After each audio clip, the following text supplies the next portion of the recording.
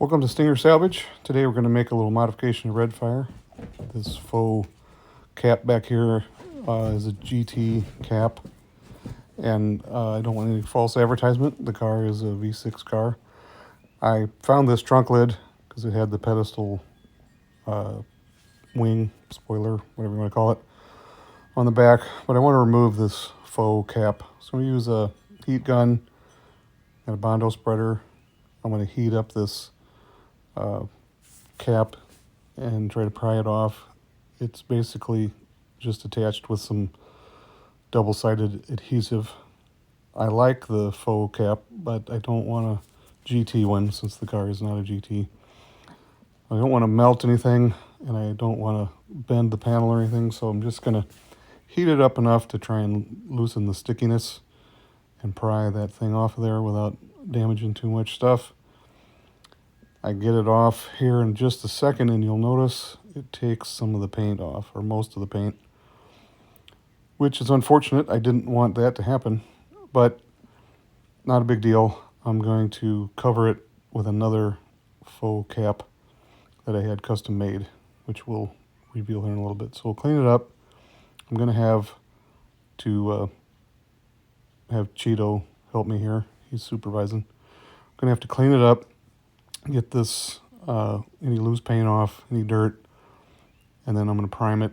It is steel, the trunk lid, or at least it's magnetic, so I don't want it to rust. It looks like the factory primer there under the red paint, but still I'm going to prime it anyway. I don't want it to rust under there, so I'm going to mask this off, get it prepped, and I'll take like a Brillo pad type thing, and we'll sand it with that just to scuff it up good, and then I'll hit it with some primer and get it prepped and ready. It's a fairly warm day. It's a little bit windy, so I'm going to be careful not to get overspray all over everything, but I'll get her prepped here, and it'll dry pretty quick, I think.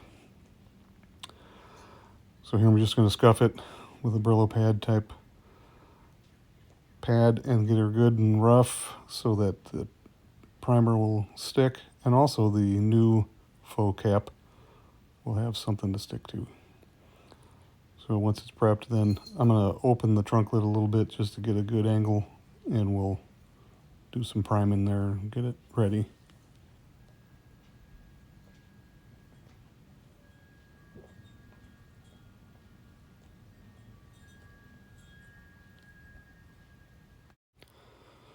So now I got it ready to prime here. I'm just going to hit a light coat. I don't need a heavy coverage. Just, again, I think it's got the factory primer on it. Just adding this for a little extra protection.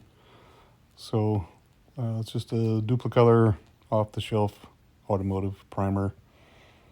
And again, just to make sure that nothing rusts or bubbles underneath there. So after I get it primed and let it set and cure, then make sure it's good and dry. I'm going to put the new one on. It's just the same attachment. It uses a double-sided adhesive tape, and it's a machined billet part rather than plastic, so it's a little heavier. So I really hope it has a good bond. I'll make sure, again, heat it with the heat gun just to get everything really good and sticky. But here it is. What you can see is the car is a 3.7 conversion and known as the Cyclone. The engine is known as the Cyclone. So I thought it was kind of cool to have a Cyclone with a horse in it and then the word Cyclone machined into it.